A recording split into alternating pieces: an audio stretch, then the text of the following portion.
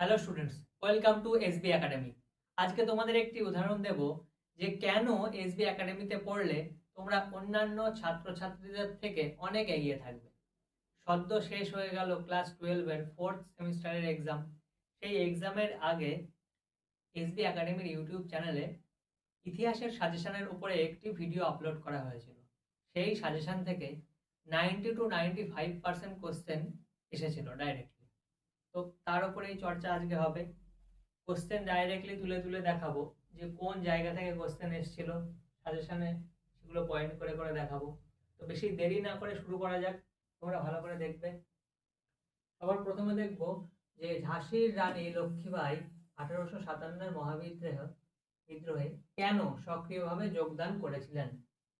ঝাঁসির রানী লক্ষ্মীবাঈ কি কারণে যোগদান করেছিলেন, তিনি কেমন ভাবে যুদ্ধ পরিচালনা করেছিলেন, তার বীরত্ব কথা, ঠিক সেই রিলেটেডই একটা কোশ্চেন দেওয়া হয়েছিল। ঝাঁসির রানী লক্ষ্মীবাঈ ভারতের ইতিহাসে স্মরণীয় কেন, তিনি কি কারণে মহাবিদ্রোহের সাথে যুক্ত হয়েছিলেন, তার যুদ্ধ পদ্ধতি, তার অবদান।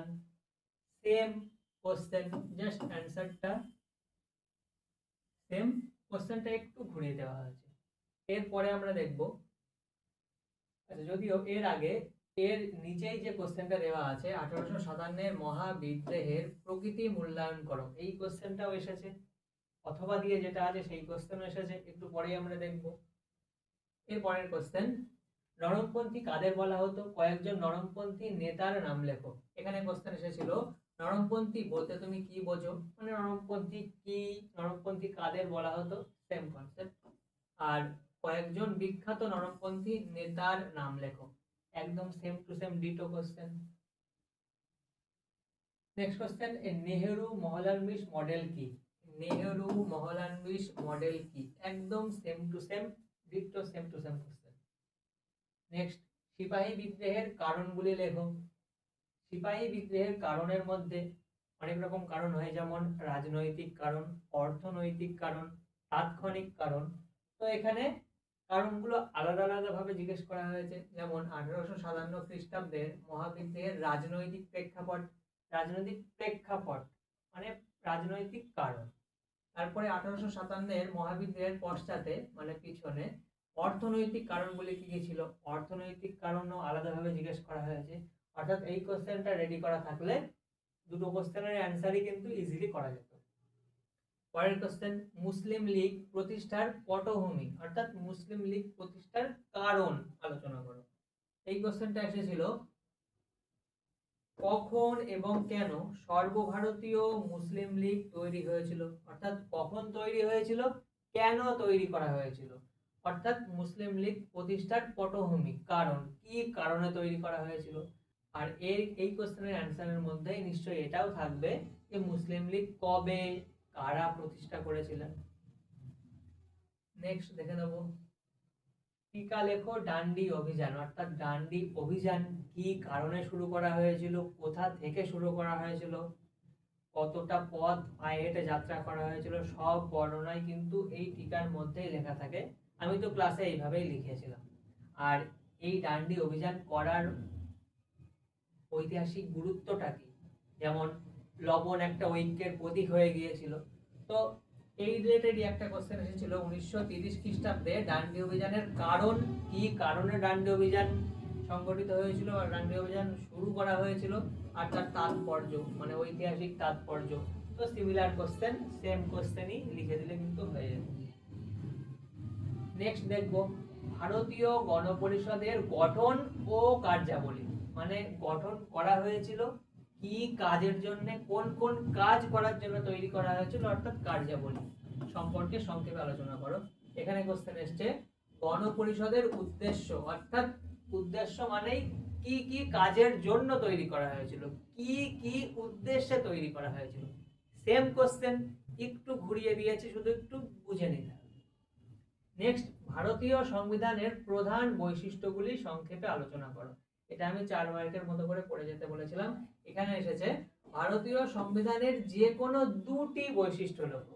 এবার 4 মার্কের মতো করে মোটামুটি 4টে পয়েন্ট তুমি মিনিমাম স্টুডেন্টদের লিখতে বলেইছিলাম, সেই রকমই আর কি, সেই রকম ভাবেই কোশ্চেনটা লেখানো হয়েছিল। তো এখানে দুটো বৈশিষ্ট্য এসেছে, তো ইজিলি সবাই আশা করি লিখতে পেরেছে। নেক্সট দেখে নেব আলিগড় আন্দোলন কি। এই আন্দোলনে স্যার সৈয়দ আহমেদের অবদান কি ছিল? আলিগড় আন্দোলন কি, কত সাল থেকে শুরু হয়, কোন এরিয়াতে বিস্তার লাভ করেছিল, আলিগড় আন্দোলনের নেতৃত্ব কে দেন, সেই সম্পর্কে প্রথমে জানতে হবে। তারপরে আলিগড় আন্দোলনে স্যার সৈয়দ আহমেদের অবদান, মানে স্যার সৈয়দ আহমেদ কি কি অবদান রেখেছিলেন কিংবা কি কি কাজ করেছিলেন মুসলিম সমাজকে এগিয়ে নিয়ে যাওয়ার জন্য। তো সেই রিলেটেডই একটা কোশ্চেন, যদিও 8 মার্কে এটা আসেনি, এটা দিয়েছে 2 মার্কে। এবার যার 8 মার্কের কোশ্চেন রেডি করা আছে সে তো 2 মার্কের কোশ্চেন ইজিলি লিখে দিতে পারবে।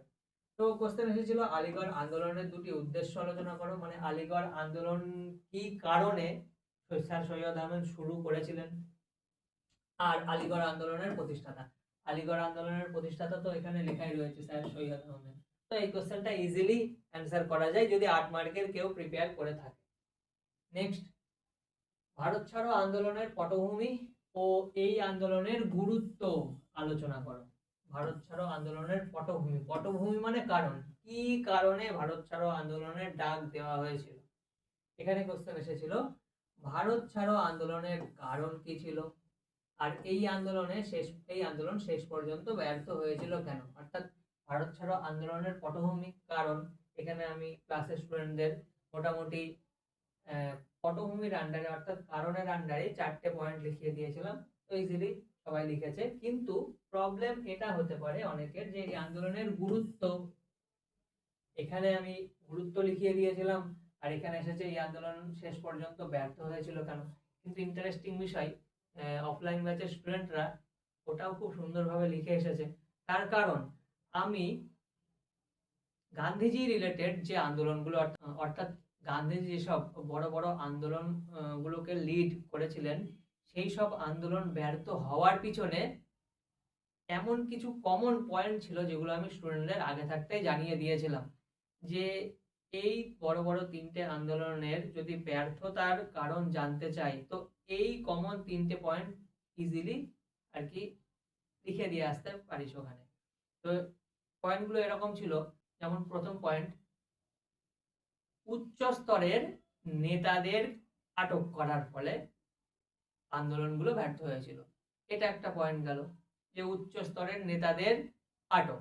দ্বিতীয় পয়েন্ট, আর্থিক সংকট, মানে যেহেতু সেই সময় আন্দোলনকে লিড করার জন্য কিছুটা অর্থের তো প্রয়োজন ছিল, তো অর্থ তুলনামূলক ভারতীয়দের সাথে অনেক কম ছিল, তো ওটা একটা পয়েন্ট, কমন পয়েন্ট।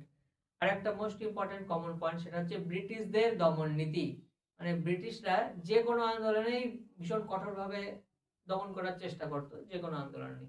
তো এইটা একটা কমন পয়েন্ট। তো এইরকমই আরো 2-1টা কমন পয়েন্ট আমি ওদের বলে দিয়েছিলাম, তো ওরা তো ইজিলি লিখে এসেছে। তো ঠিক এইরকমই অন্য স্টুডেন্টদের থেকে এগিয়ে থাকতে বেশি দেরি না করে তোমরা এসবি একাডেমিতে ভর্তি হয়ে যাও। তার কারণ এসবি একাডেমিতে ঠিক এইরকম ভাবেই প্রত্যেকটা টপিকের ইম্পর্টেন্স অনুযায়ী খুব গুরুত্ব সহকারে পড়ানো হয় এবং টপিকের ইম্পর্টেন্স অনুযায়ী কোশ্চেনগুলোকে রেডি করে দেওয়া হয়। তো অন্যান্য স্টুডেন্টদের থেকে কিন্তু এইভাবেই এগিয়ে থাকা যায়। Thank you.